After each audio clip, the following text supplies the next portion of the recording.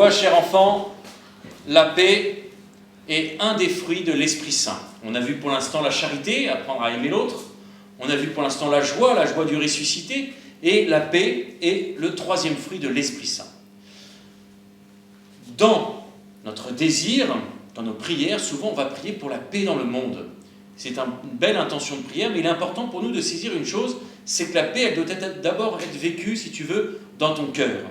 Comment tu vis la paix intérieure? Et la paix dans son cœur, comment on le vit? Eh bien tout simplement en apprenant à être un artisan de paix, c'est-à-dire à construire la paix. Il y a une des béatitudes qui dit « Heureux les artisans de paix, car ils seront appelés fils de Dieu ». Depuis ton baptême, tu es fils et fille de Dieu, et tu es invité justement à être cet artisan de paix dans le monde, en commençant dans ton cœur, pour qu'il n'y ait pas de colère, pour qu'il évacue toute rancune, toute amertume, et puis aussi dans ta famille, avec tes frères et sœurs, avec tes parents, et puis aussi à l'école, et puis aussi en France, dans la société, tu vois, de façon plus large.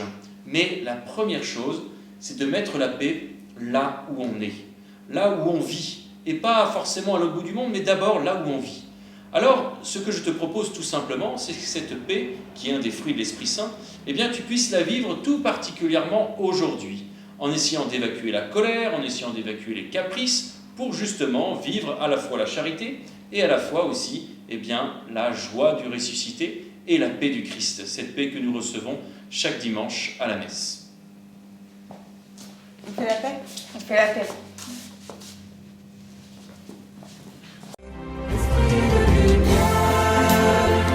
Esprit créateur.